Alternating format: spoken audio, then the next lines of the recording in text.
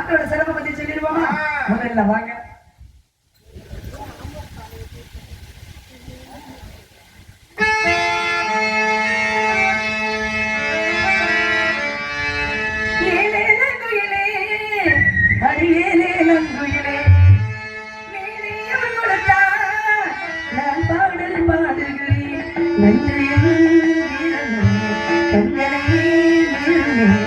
நான் கண்ணீர் கொண்டு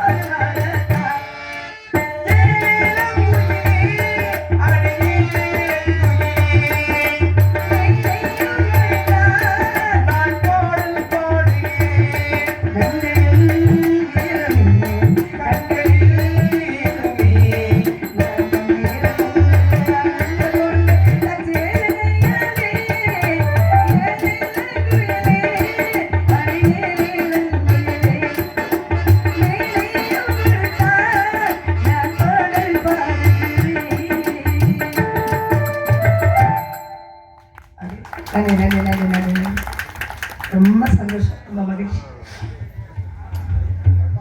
எங்களுடைய நாட்டிலே பாருங்க, எதை செய்யறோமோ எதை செய்யாதீங்கன்னு சொல்றோமோ அதுதான் குறிப்பா செய்வாங்க. நாட்டோட சிரம சொல்லணும், நிறைய சொல்லணும். குறிஞ்சி முல்லை மருதமைகள் பாலை ஐம்பது நிலத்திலே குறுது நிலத்திலே தொண்டி நாட்டிலே சிற்றூர் என்னும் ஊரிலே நம்பி தலைவனுக்கும் நங்கை மோகனிக்கும் வளர்ப்பு மகளாக வளர்ந்து வருகிறேன். இன்று என் தோழியை கண்டு பணவிட்டு பேசுறேன் இருக்கேன். பேசுவோமா? நல்லா பேசணும், நல்லதே பேசணும். எங்களுடைய நாட்டின் வழக்கம் என்ன? ஆண்கள் உழுது பயிரிடுவதும் பருவமடைந்த பெண்கள் காவல் செய்வதும் எங்களுடைய நாட்டின் வழக்கம். வழக்கம்லாம் ஒரு பக்கமா இருக்கட்டும். ஆனா உங்களுக்காக நான் ஒரு விஷயத்தை நான் சொல்லலான் இருக்கேன். எல்லாரும் காதலிங்க. என்னம்மா நீ சொல்லலாமா? தவறு இல்லையா? ஒரு வள்ளி உள்ள வந்து இவளை மேல பேசும்போது என்னமோ ஆன்மீகம் பேச போறீங்க, பெரிய ஆன்மீக வழின்னு நினைச்சா கடைசியில காதலிக்க சொல்றீங்க. நீங்கள நினைக்கலாம், யார காதலிக்க சொல்ற? அதுதான் நினைக்கணும். ஏன்னா 63 நாயன்மார்களும் ஆண்டவன் மீது காதல் செலுத்தினார்கள். அது பக்தி கலந்த காதல். நான் சொல்றது அது அல்ல. 20ல் வரது இளமை காதல், 30ல் வரது முரட்டு காதல், காதல், 40 வருது நட்பு காதல், 50 வருது அனுபவ காதல், 60 வருது ஆன்மீக காதல். இப்படி வயசுக்கு ஏற்றவரு பருவத்திற்கு ஏற்றவரு அவசியம் காதல் இருக்கணும். அப்பதான் வாழ்க்கையில ஒரு சுவாரஸ்யம் இருக்கும். இல்லைன்னா ஏன் பிறந்தோம், ஏன் வளர்ந்தோம், ஏன் இப்படி எல்லாம் உழைக்கிறான், உழைச்சு என்ன சேர்த்து வச்சிருக்கான், இது என்ன சேர்த்து வைக்க போற எதுவும் கிடையாது. காதத்தை ஊசியும் வாராதுகள் நடவடிக்கை பட்டியலத்தை படித்த ஞானம் பிறந்தது. 9 கோடி சொத்து மதிப்பு அன்று. இன்று கணக்கு போட எனக்கு தெரியாது, ஏன்னா நான் அந்த அளவுக்கு படிக்கல. இன்று சொத்தோட மதிப்பு கணக்குலயே வராது. அப்படிப்பட்ட சொத்து வச்சிருந்தவரே துச்சம்னு தூக்கி போட்டு என்ன பண்ணாரா, ஆன்மீகத்துக்கு இறங்கிட்டார். கையை தட்டிட்டு காத்துக்கிட்டு இருப்பார். சாப்பாடு வந்தா சாப்பிடுவார், அதனால சாப்பிட மாட்டார். ஆனா அவரை கூட உண்மையில நான் போக சொல்லல. ஏன்? அருள் இல்லாதவர்களுக்கு அவ்வுலகம் இல்லை, பொருள் இல்லாதவர்களுக்கு இவ்வுலகம் இல்லை, அருளும் பொருளும் இல்லாதவர்களுக்கு எவ்வுலகமுமே இல்லை. அதனாலதான் காதலிக்க சொல்றேன். நம்ம இன்னைக்கு இருக்கோம், நாளைக்கு இருப்போமா அப்படிங்கிற சந்தேகம் தான். ஒவ்வொரு நாளும் ஏன் என்ன சொல்லணும், ஒவ்வொரு நிமிஷமும் நம்ம இருக்கிறதே சந்தேகம் தான். அப்படிப்பட்ட வாழ்க்கை வாழ்ந்து கொண்டிருக்கும் பொழுது நம்ம மகிழ்ச்சியா இருக்கிறோம். இதுக்காக கடையில போய் ஐயா 1 கிலோ மகிழ்ச்சி கொடுங்க, 1 கிலோ சந்தோஷம் கொடுங்க, ஒரு 1/2 கிலோ நிம்மதி கொடுங்க கேட்க முடியுமா? வாங்க முடியுமா? வாங்க முடியாது. ஏன்? தீதும் நன்றும் பிறர் வாரா, யாரும் கொடுக்க முடியாது. அவரவர்கள் வாழ்க்கையை அவரவர்கள் தான் வாழணும். சந்தோஷமும் துக்கமும் எதுவா இருந்தாலும் நம்ம மனசுக்குள்ள நம்ம பார்த்து செஞ்சுக்கிறது தான் நம்ம வாழ்க்கைய. யாரை காதலிக்க சொல்றோம் தெரியுங்களா? ஒரு குழந்தையின் மீது தாய் வைப்பதும் காதலே, தாயின் மீது குழந்தை வைப்பதும் காதலே, சகோதரி மீது சகோதரி வைப்பதும் காதலே, சகோதரி மீது சகோதரி வைப்பதும் காதலே, மனைவி மீது கணவன், கணவி மீது காதல், எல்லாமே காதல். ரொம்ப சந்தோஷம். மன்னர் கூட அருமையா பண்றாங்க.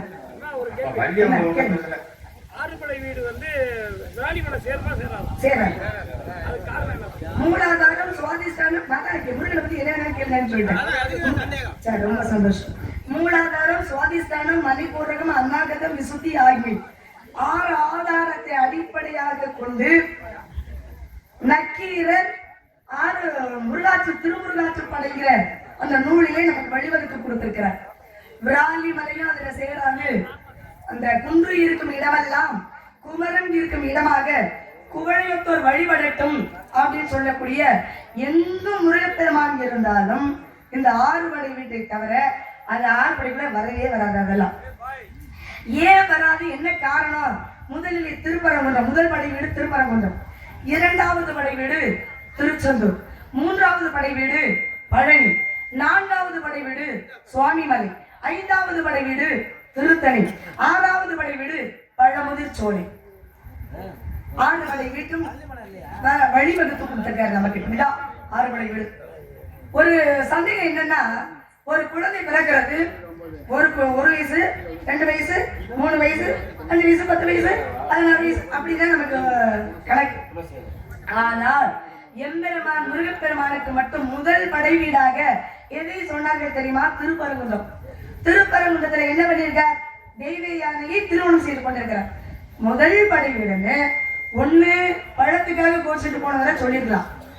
அப்படி இல்லைன்னா தந்தைக்கு உபதேசம் செய்யும் பொழுது சின்ன குழந்தைதான் அப்ப சொல்லியிருக்கலாம். அதையும் சொல்லல. சுட்ட பழம் வேண்டுமா சுடாத பழம் வேண்டுமா என்று அவைக்கு அறிவு கண்ணை திறந்து வைத்த பழமுதிர் சோலையை சொல்லிருக்கலாம்னு சொல்லல.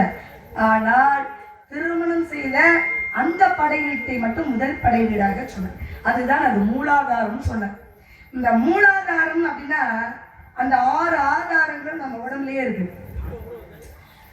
குண்டலினி அப்படின்னு சொல்லக்கூடிய 6 ஆதாரத்துக்கு முதல் ஆதாரமே இந்த முள்ளெலும்பு கொண்டு வந்து இங்க இடம் இருக்கும், ஒரு குழி இருக்கும், எல்லாருக்கும் இருக்கும். அதுதான் மூலாதாரம். அங்கத்தான் பாம்பாட்டி சித்தர்னு ஒருத்தர் இருந்தார். அவர் பாம்பை பிடிச்சி ஆடிக்கிட்டு இல்லை, அங்கே இருக்கக்கூடிய அந்த பாம்பை தவம் செய்து எழுப்பி கொண்டு வந்தாரா.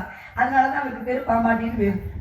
நம்ம நினைச்சுக்குவோம், ஓ நல்ல பாம்பை பிடிச்சி வச்சு வித்தை காட்டி சம்பாதிச்சிருப்பார் போல இருக்கு அப்படின்னு நினைச்சுக்குவோம். அதெல்லாம் கிடையாது.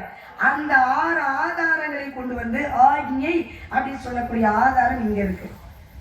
இந்த 6 ஆதாரம் இங்க இருந்து கொண்டுகிட்டு வருவாங்க. கொண்டுகிட்டு வந்து கொண்டு மனிதனுடைய உயிர் எங்க இருக்குது இல்லைங்களா? உயிர் போறது எல்லாருக்கும் தெரியும். கண்ணால போகும், வாயால போகும், செவியால போகும், குதம் குய்யம் அப்படிங்கிற இடத்துல போகும். இதெல்லாம் உயிர் பிரிகிற இடம். ஆனா உயிர் மனிதனுக்கு எங்க இருக்கு? இப்ப நான் ஆடுறேன், பாடுறேன், பேசுறேன், கையை நிற்கிறேன், கால் நிற்கிறேன், எல்லாம் பண்ணு. ஆனா உயிர்னு ஒண்ணு இருக்குல்ல, அது எந்த இடத்துல இருக்கு? பொட்டு வைக்கக்கூடிய இந்த இடத்துலதான் இருக்குதான். இந்த இடத்துல வைக்கும் போது ஒவ்வொரு ஆணும் சரி பெண்ணும் சரி பொட்டை வைக்கும் பொழுது ஒரு அழுத்த அழுத்துவோமா, அது உந்தி எழுமா. அதைத்தான் உயிர் இந்த இடத்துல இருக்கு அப்படின்னு சொல்லப்படுகிறது. இதெல்லாம் சித்தர்கள் சொல்லி கொடுக்கிற நமக்கு ஒரு முக்கியமான விஷயம். 6 ஆதாரம் 6 வடை வீடு. வேற ஏதாவது சந்தேகம்? விராலி மலை அந்த 6 வடை வீட்டுல வராது. எங்க இருக்கிறது முருகப்பெருமான் தான். ஆனா திருவிழா கொண்டாடுவாங்கல்ல, அது நாரதருக்கு தான் கொண்டாடுவாங்க விராலி மலையில. அப்படி ஒரு சிறப்பான ஒரு விஷயம். எம்பெருமான் முருகப்பெருமான் வேடனாக மாறி வள்ளியை திருமணம் செய்து கொள்வதற்கு முன்பதாக அருணகிரிநாதருக்கு வேடனாக மாறி அந்த விராலிமலை வெறும் காடு, அதிகமான காடு. அப்ப திருவண்ணாமலையிலேருந்து விராலிமலை வர, அப்படி வரும் பொழுது வெறும் காடா இருக்கு. கொஞ்சம் தூரம் வந்தோட அவருக்கு தெரியல எந்த வழியில போறது அப்படின்னு.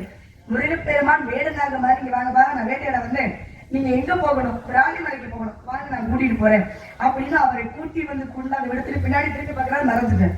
அங்கே எம்பெருமான் முருகப்பெருமான் ஜபமாலையை கொடுத்த இடம் அருணகிரிநாதருக்கு விராலிமலை. அவ்வளவு ஒரு சிறப்பான ஒரு விஷயங்கள்லாம் நடந்தது இந்த விராலிமலை. இந்த விராலி இலை அப்படின்னு ஒரு இலை இருக்கு, உங்களுக்கு எல்லாம் தெரியுமா என்னன்னு தெரியல. விராலி இலை இருக்கா? அத உடைச்சு இப்படி கசக்கி பார்த்தோம்னா தூளா மாறி போகும், சாறு வராது. அதுக்கெல்லாம் பல காரணங்கள். பேசுறதுன்னா விடிய விடிய நானே தான் பேசுற மாதிரி இருந்துரும்.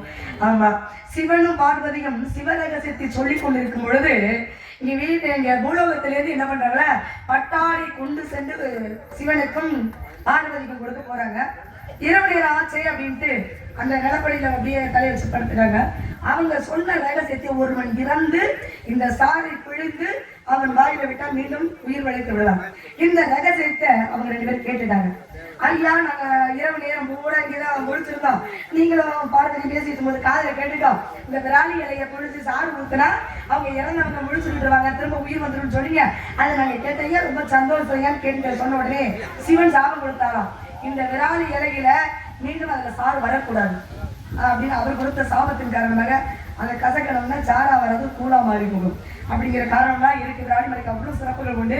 இருந்தாலும் என்னமோ சொல்லிட்டு இருக்காங்க. கீழவழி ஊரை சேர்ந்த குணசேகரன் அவர்கள் இங்க வள்ளியாரடிக்கு மரும சகோதரி முன்னகுடி சேர்ந்த பானுப்பிள்ளை அவர்கள் ரூபாய் 50 கணக்காக ரூபாய் 80 வழங்குகிறார்கள். அன்பு படை பிரமேச தன்பது நன்றி நீர்ந்த வணக்கம். அன்பளிப்பு கொடுத்து உற்சாகப்படுத்திய அத்துணை அன்புள்ளத்திற்கும் மனமார்ந்த மகிழ்ச்சி. அன்பளிப்பு உங்களுக்கு பாராட்டலாம் எனக்கு ஒன்றும் பெருசா கவலையா இருக்காது. ஆனா நீங்க கை தட்டி உற்சாகப்படுறீங்களா, அதுதாங்க எனக்கு கோடி ரூபாய் அள்ளி கொடுத்த மாதிரி. நான் ரொம்ப அதெல்லாம் ரொம்ப பெருமையா நினைப்பேன், ரொம்ப சந்தோஷமா நினைப்பேன். அன்பளிப்பு கொடுத்ததுக்கும் ரொம்ப நன்றி, மனமார்ந்த மகிழ்ச்சி, சந்தோஷம். நன்றி நன்றி நன்றி. வேற என்னமோ சொல்ல வந்தா கேட்குறீங்களா, அது வந்துட்டேன். காதலிங்க அப்படின்னு சொன்னேன் இல்லையா, அதுதான் முக்கியமான விஷயம். இடம் மாறும் பொழுது பொருள் மாறும், பொருள் மாறும் பொழுது அர்த்தம் கூடும், அர்த்தம் கூடும்போது மதிப்பு மரியாதை இதெல்லாம் கூடும். அதெல்லாம் ஒரு பக்கம் கூட இருக்கட்டும். காதல் நான் பேசுறது விடிய விடிய 4 ராத்திரி என்னை மட்டும் விட்டா கூட பேசிட்டு இருப்பேன். அப்படி அதெல்லாம் ஐயோ, முதல்ல பிரார்த்தனை வைத்தவர்களுக்கு பேர் நம்மளாம் சொல்லுங்க பார்ப்போம். கருப்பர்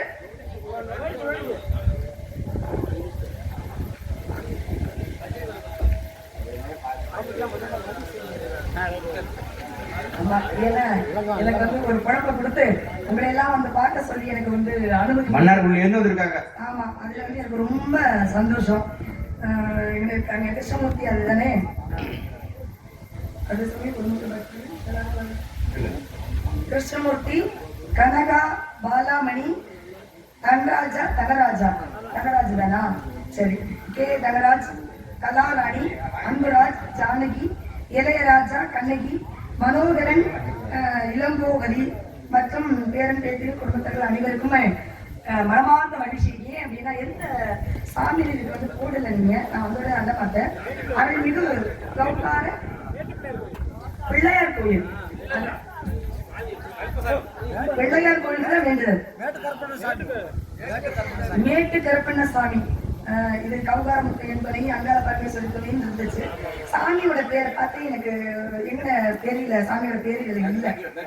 ஆமா, விநாயக பெருமான் கோயிலுக்கு விநாயகர் பெருமான் அதெல்லாம் தெரிஞ்சிருந்தா அவருக்கு வேண்டுதல் வச்சுதான் இந்த பிரார்த்தனை நாடகம் அப்படிங்கிறது உங்களுக்கு கொஞ்சம் குறிப்பு காட்டியிருக்கேன். ஏன்னா என்ன மாதிரி உள்ளவங்களுக்குலாம் அதை நாங்கள் எதிர்பார்ப்போம். ஏன் அப்படின்னா அவரோட புகழ நான் நிறைய பேசியிருப்பேன். இல்ல பேசிட்டீங்களா இவ்வளவு தரம்? இல்ல நான் சொல்லிட்டேன், அது வந்து அதெல்லாம் பேசினேன். இது அந்த இருந்தாலும் விநாயகரை பத்தி கொஞ்சம் நிறைய பேசலாம்ல. யாரை பத்தி நம்ம அதிகமா நம்ம வணங்குறோமோ அவங்கள பத்தி ரொம்ப பேசினா அவங்களுக்கு சந்தோஷமா இருக்கும், அவரும் ரொம்ப சந்தோஷப்படுறார். விநாயகர் பெருமாள் அவருக்குள்ள காப்பெல்லாம் நிறைய சொல்லிட்டேன். அதனாலதான் சொல்றேன் காதலிங்க அப்படின்னு சொன்னேன். அதுக்கு முன்னாடி இந்த தாய்மார்கள் தந்தைமார்களுக்கு ஒரு அன்பான வேண்டுகோள் என்ன தெரியுங்களா? நிறைய பணம் சம்பாதிங்க. பணம் சம்பாதிச்சு ஆம்பளையா இருந்தா ஒரு 5 லட்சம் ரூபாய் வங்கியில சேர்த்து வச்சுங்க. பொம்பளைங்களா இருந்தீங்கன்னா ஒரு 10 பவுன்ல தங்கச்சாங்கி வாங்கி கழுத்துல போட்டுக்குங்க. சிரிக்காதீங்க, உங்களுக்காக தான் சொல்லிட்டு இருக்கேன். ஏன் அப்படின்னா வீட்டுக்கு வரக்கூடிய மருமக அப்பதான் நம்மளை பக்குவமா பாதுகாத்து வச்சுக்குவாங்க. உடனே அத்தையை பார்த்து சொல்லுவாங்க, அத்தை நீங்க குளிச்சுட்டு மட்டும் வாங்க, சேலையெல்லாம் ஊத்து போட்டு வாங்க, நான் தோச்சுக்கிறேன். அப்புறம் நான் எதுக்கு வந்திருக்கேன், நான் தோச்சு போட்டு வரேன் வாங்குது அப்படின்னு சொல்லுவாங்க. கேட்கறது என்ன பாசமா? 10 பவுன் தங்கச்சி மின்னும் இல்ல, அதுதான் கேட்கும். அப்பா சொல்லுவாங்க, ஏமாமா வெளியில படுத்துறீங்க, பொங்க மரத்து நிழலு வேப்பு மரத்து நிழலு இதெல்லாம் சரிப்பட்டு வராது, வாங்க உள்ளுக்குள்ள ரூமுக்குள்ள வாங்க ஏசி போட்டு விடுறீங்க. கேட்கறது என்ன பாசமா? வங்கியில இருக்க 5 லட்சம் ரூபாய் பணம். அத்தை உங்களுக்கு தோசை ஊத்தவா, இட்லி சுடவா, பூரியா பொங்கலா, சப்பாத்தி போடவா, உங்களுக்கு என்ன தெரியும்? கேட்கறது என்ன பாசமா? 10 பவுன் தங்க சங்கிலி. மாமாவை கேட்கும், மாமா உங்களுக்கு காப்பியா டீயா பாலா பூசா அலிசா கேட்கும். கேட்கறது என்ன பாசமா? 5 லட்சம் ரூபாய் பணம். அப்படி நம்ம சேர்த்து வச்சுக்கலன்னா இல்லத்தின் பேரோ அன்னை இல்லாம அன்னை இருப்பதோ அன்னையும் தந்தையும் முதியோர் இல்லத்துல இருக்கணும். அதை பாத்துங்க. தனக்கு மிஞ்சிதான் தான தர்மம், ஓடி ஓடி உழைக்கணும்னு ஒருத்தர் சொன்னார். தனக்கு மிஞ்சிதான தான தர்மம் இன்னொருத்தர் சொன்னார். நமக்கு வச்சுக்கிட்டது போக மற்றதை பிள்ளைங்களுக்கு செலவு பண்ணுங்க. சம்பாதிக்கிற பணத்தை பூரா பிள்ளைங்களுக்கு செலவு பண்ணி படிக்க வச்சுட்டோம் அப்படின்னா உள்ள கல்யாணம் பண்ணி வைப்போம், 5 லட்ச வட்டிக்கு வாங்கி கல்யாணத்தை சிறப்பா பண்ணி வைப்போம், கடன் நம்ம அடைப்போம், பிள்ளைய கூட்டிட்டு மருமக தண்ணி கொடுத்துட போயிடும். பாத்துங்க. ஆமாங்க, இல்ல 5 லட்சம் வட்டினா அது 5 ரூபா வட்டின்னு பேரு. ஆமா அப்படின்னு போயிடுவாங்க. பிள்ளைய நம்ம பார்த்தவா அந்த ஒடிச்சு விளக்காத முருங்கையும் அடிச்சு விளக்காத பிள்ளையும் ஏதோ ஒரு இடத்துல அவமானப்பட்டு வந்து நிற்பாங்க. நம்ம அடிக்க மாட்டோம், எவனோ ஒரு அடிச்சிருவான். அதை பார்க்க நமக்கு மனசு துடிக்கும், மனசு வலிக்கும். ஆனா போய் கேட்க முடியாத சூழ்நிலையில நம்ம இருப்போம். அதனாலதான் 5 வயசுல அடிச்சு வளங்க. அப்பதான் புள்ள நம்ம சொல்றதை கேட்பான், நம்ம கட்டுப்பாட்டுக்குள்ள இருப்பான். ஒரு புள்ள 20 வயசுல வேலைக்கு போறான்னா அப்பன் சரியில்லைன்னு அர்த்தம். 60 வயசுல அப்பா வேலைக்கு போறாங்க உள்ள சரியில்லைன்னு அர்த்தம். ஓரத்தில் ஆடாத ஆட்டமும், ஈரத்தில் படிக்காத படிப்பும், மூவட்டில் நடவாத திருமணமும், நாளத்தில் பெறாத குழந்தையும், ஐயத்தில் தேடாத செல்வமும், ஆழத்தில் சுற்றாத சுற்றும், எழுத்தில் எடுக்காத ஓய்வும், 64 வயசுக்கு மேல இருந்தோம்னா வாழ்க்கையில நிம்மதியே இல்லையா? எங்கே நிம்மதி எங்கே நிம்மதி தேடி பார்த்தேன், அது எங்கேயும் இல்லை. யார் எந்தெந்த வயசுல என்னென்ன செய்யணுமோ அந்தந்த வயசுல அதை செஞ்சுட்டு நம்ம ஓய்வு எடுத்துக்க உட்காந்துடணும். 50 வயசுல போய் நான் சம்பாதிக்கிறேன்னு நினைச்சா சம்பாதிக்க முடியுமா? முடியாது. மனசு நினைக்க, உடம்பு ஒத்துழைக்குமா? ஒத்துழைக்காது. அதனால நான் சொல்றேன், இருக்கிற வரைக்கும் ஓடி ஓடி சம்பாதிங்க. உங்களுக்குன்னு ஒரு பகுதியை சேர்த்து வச்சிருங்க. அதுக்கப்புறம் பிள்ளைக்கு எல்லாத்தையும் செலவு பண்ணுங்க. ஒன்றும் தப்பு கிடையாது. கடைசி வரைக்கும் அந்த உடம்புல உயிர் இருக்கிற வரைக்கும் உழைச்சி உழைச்சி பிள்ளைக்கு கொடுத்துட்டோம்னா கடைசி உள்ள நல்ல பிள்ளை இல்ல, நம்ம உள்ள நல்ல பிள்ளை இல்ல. வீட்டுக்கு வரக்கூடிய மருமக கொஞ்சம் வித்தியாசமா வரும். ஏன் தெரியுங்களா? மருமக சும்மா வராது. அது ஒரு 50 பவுனை போட்டுக்கிட்டு வரும், மிக்சி கிரைண்டர் எல்லாத்தையும் கொண்டுகிட்டு வரும். அது கொண்டுகிட்டு வந்துச்சுன்னா பிள்ளைய ஆட்டி படைச்சிட்டு இருக்கேன். குடும்பத்தையெல்லாம் நான் நிறைய பார்த்துட்டு இருக்கேன். அம்மா அப்பா கூட பேச வேணாம்னு சொல்றேன், பொம்பளை பிள்ளையில நான் பார்த்துக்கிட்டு இருக்கேன். அதனாலதான் தயவு செய்து நம்ம பிள்ளைய சரியா வளங்க. வீட்டுக்கு வரக்கூடிய மருமகளை எதையும் எதிர்பார்க்காதீங்க. அப்புறம் நாட்டோட சிறப்பை சொல்லிடுவான். இல்ல காதல் தான். என்ன நாட்டை பத்தி நிறைய சொல்லிட்டேன்.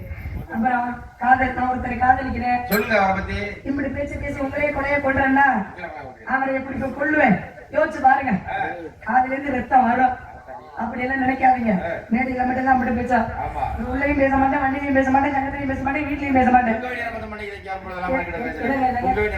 அதெல்லாம் பேசுறதே கிடையாது. என்னுடைய காதல் தூய்மையான காதல். இது மனிதன் உணர்ந்து கொள்ள, இது மனிதன் காதல் அல்ல. ஆனா எப்போ இருக்காங்க, இப்போ இருக்கா எல்லாம் ஏத்துங்கண்ணே, ஏத்துங்க.